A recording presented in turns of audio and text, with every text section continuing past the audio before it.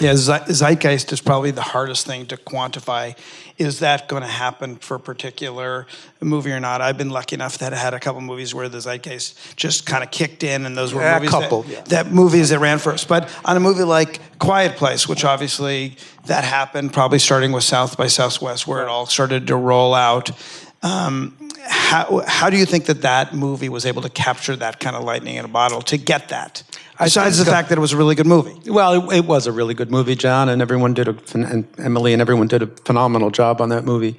That was just coming out of the hangar onto the runway when I arrived here a little over a year ago. And I thought, well, that's an interesting idea. Of course, once again, when you look at that, you say, well, wait a second, they're going to be silent for most of the movie? How does that work? The last time we did that was Castaway, which had 40 minutes of Tom Hanks on the beach being quiet, silent.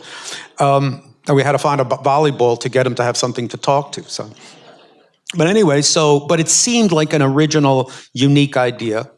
And then, of course, there is that other factor, which is that it was an $18 million negative. So you say, well, okay, we've got a talented director, a brilliant cast, and a unique idea, and a relatively modest budget.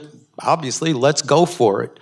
Wasn't certainly a sure thing. As it started to come together, though, and we started to see first dailies, and then the first cut, and then John kept improving and improving on his cut, it was obvious that this was something really special. Brad and Drew are the producers of the movies. They're very, very good friends of mine. And I remember Brad showed me a very early trailer for the movie, teaser, just said, what do you think? And I was like, as soon as I saw the teaser, I'm like, you got to hit. It was just so evident early on. And I think more than ever today that the movies that are working are really based on things that have original ideas, but just have a concept that is so strong. I always say to the people in my office is that you give me an amazing concept with okay execution, I'll take that every day over a very okay idea with great execution. I hate to say that we'd have to make that choice, but to me, more than anything today, it's that idea, that initial thing that is kind of key to what ultimately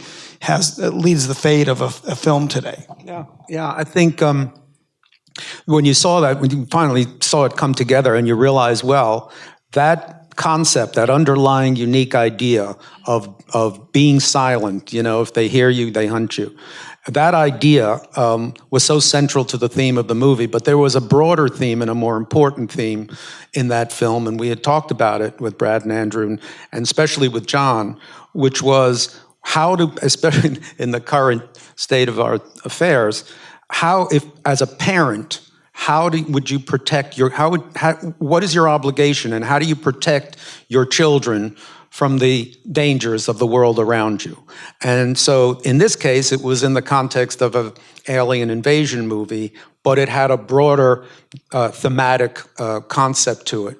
And so we made that the central theme of the movie, and John did. That was the core of it. And that's what I think differentiated it and took it from what started out to be a genre movie into a thing, because a broader audience, an older audience, parents, younger people, just it broadened to where, because you don't do 300 and whatever, we're to 330 million now, just from a genre audience. It became thematically broader than that. So I think that's another element, which is what aspects of the film thematically broaden its appeal beyond what would otherwise be its core audience. And that's, I think, what Quiet Place had. It's kind of the greatest theme in films, whether you look at Godfather or Quiet Place or even Fast and Furious. What they all have in common is thematically they're about family, and families come together in kind of inclusion versus exclusion. And when we make the Fast and Furious movies, what we talk about all the time is beyond the fact that we probably mention the word family in our movies at least 50 times in each film. But what we've always said from day one is that we want to be the movie that is about inclusion versus exclusion. And I take great pride in, we were one of the first movies to kind of bring these kind of mutts together into a crew that allowed anybody in the audience to identify with somebody. And I think that the movies that work the best have that feel where you can see yourself or see whatever problems you're kind of going through in other characters. And family is just a very important thing, I know, in your life and in my life, and I think that in the lives of moviegoers, and I think that really helps success in film today. Yeah, I think also what you're referring to obviously is relatability. What makes the story, the idea, the characters relatable, and to whom?